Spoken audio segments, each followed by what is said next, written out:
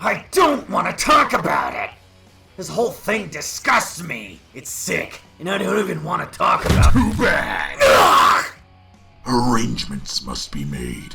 You're number 999. This is none of your business, Venom. I'm your father. That means... That means nothing. Don't be ashamed, Carnage. It happens to all of us. But not ashamed. I just don't want anything to do with it. Push this and I kill you. I'll finally do it. Maybe if my host had a little more filial sentiment, a little more human love for his own daddy, some of it would have crossed over to me. As it is, I feel nothing but cold, empty contempt.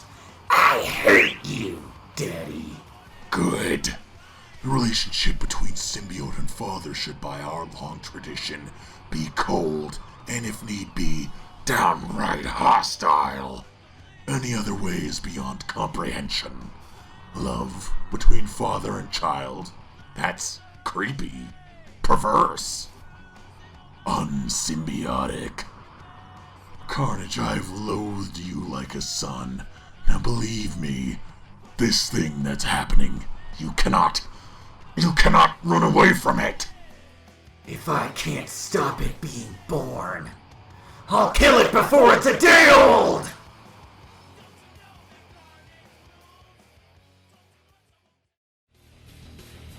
I am the ultimate life form.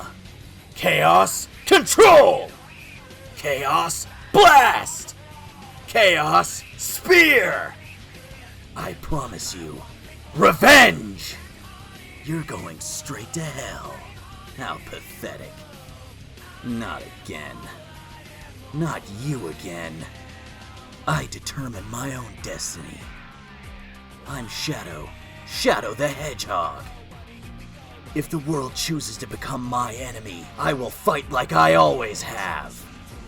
Faker, I think you're the fake hedgehog around here. You're comparing yourself to me? Ha! You're not even good enough to be my fake. You never cease to surprise me, Blue Hedgehog. I would have sworn you went down with that capsule.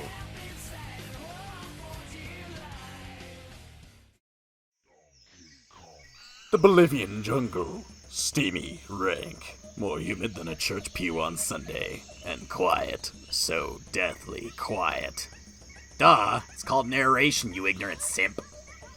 A literary device that allows one to establish tone, exposit information, and in a pinch it's a lively way to distract a pack of thieves like yourselves.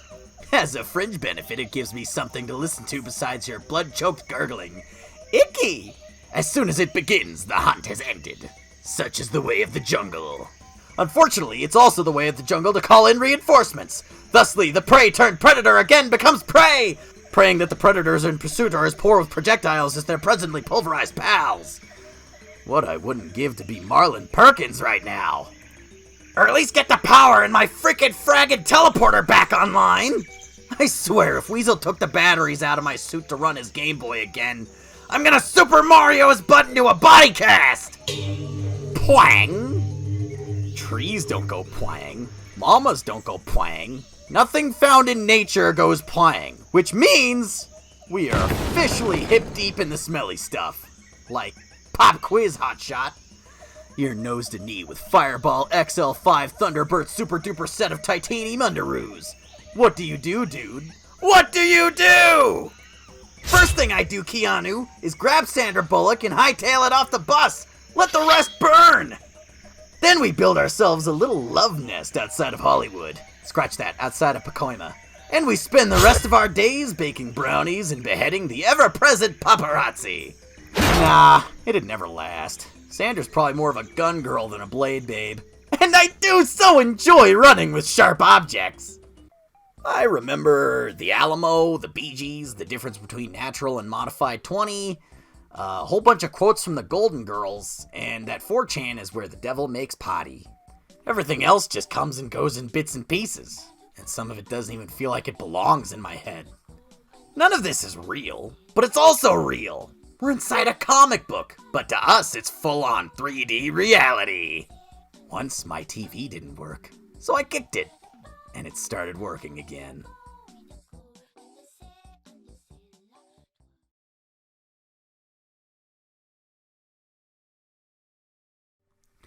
Rorschach's Journal, October 12th, 1985. Dog carcass in alley this morning. Tire tread on burst stomach. This city's afraid of me. I have seen its true face. The streets are extended gutters, and the gutters are full of blood, and when the drains finally scab over, all the vermin will drown. The accumulated filth of all their sex and murder will foam up about their waists, and all the whores and politicians will look up and shout, "Save us," and I'll look down and whisper, "No." They had a chance, all of them. They could have followed in the footsteps of good men, like my father, or President Truman. Decent men who believed in a day's work for a day's pay. Instead, they followed the droppings of lechers and communists and didn't realize that the trail led all over a precipice until it was too late. Don't tell me they didn't have a choice. Now their whole world stands on the brink staring into the bloody hell, and all these liberals and intellectuals and smooth talkers, and all of a sudden nobody can think of anything to say.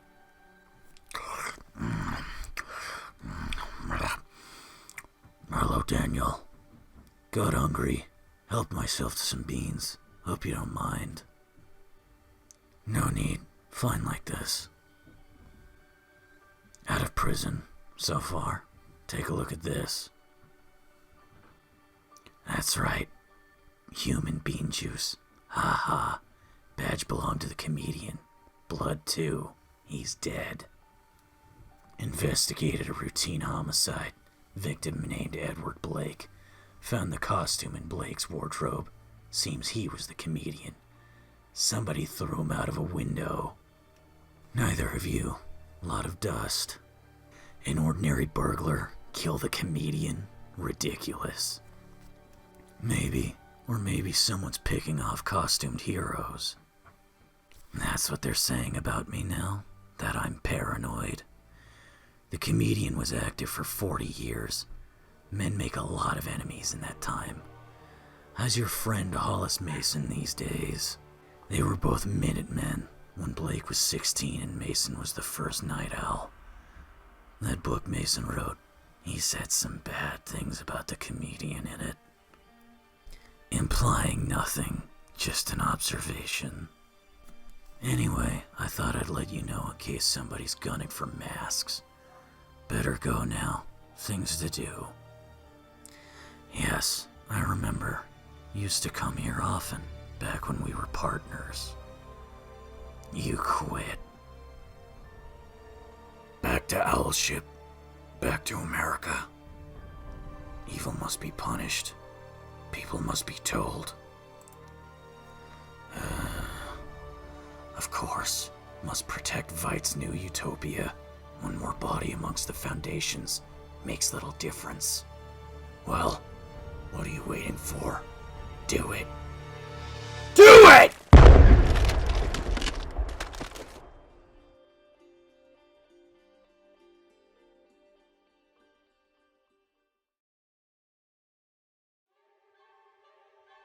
I've defeated you at last! The Green Goblin has won the only battle that counts! The final battle!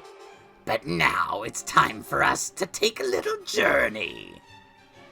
You never beat me! Those were just accidents! Do you hear me? Accidents! You can't rush me now! You'll never escape! Spider-Man! Or should I say Mr. Parker? I have your woman up here, my friend. I trust you understand what that means. It's quite simple, web spinner. Your presence in this world has been a source of constant agony to me. I wish you to leave it permanently, or else Gwen Stacy dies! A most chivalrous attitude. Pity you won't live long enough to enact it. Brash fool, your end is near. Why be so blind as not to see it? Romantic idiot! She was dead before your webbing reached her.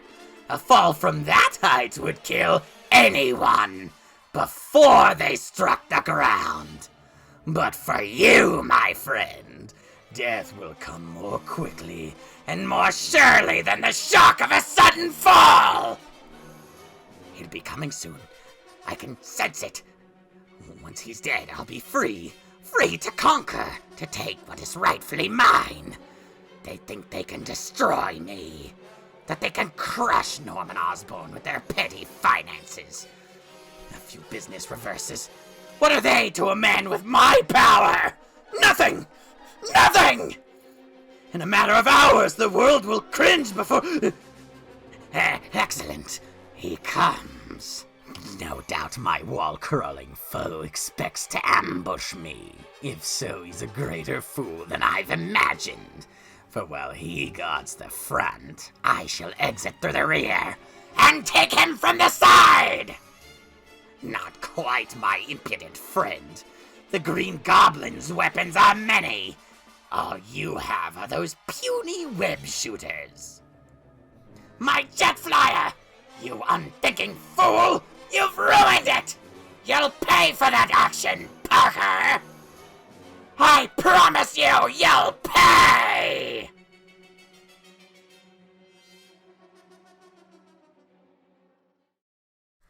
That's what I get for resting my eyes. Never known anger like this before. Not raging. Not even burning. Just colder and colder by the minute. Building inexorably. Towards something that has to be. Dreams filling in all the wrong goddamn details. I have to do something about that arm. I hear what they say about me now. They say Bullseye took something out of me. Prison kicked my ass. Now they say I'm not the man I used to be. They're right. It's times like this I remember a man I once met in Vietnam. He'd killed 38 men that we knew of, ambushing patrols just south of Phu Bai. He'd hit and run, disappear like a ghost. I went into the jungle looking for him, alongside an entire squad of Marine Force Recon. 3 days in, I was the only one left alive.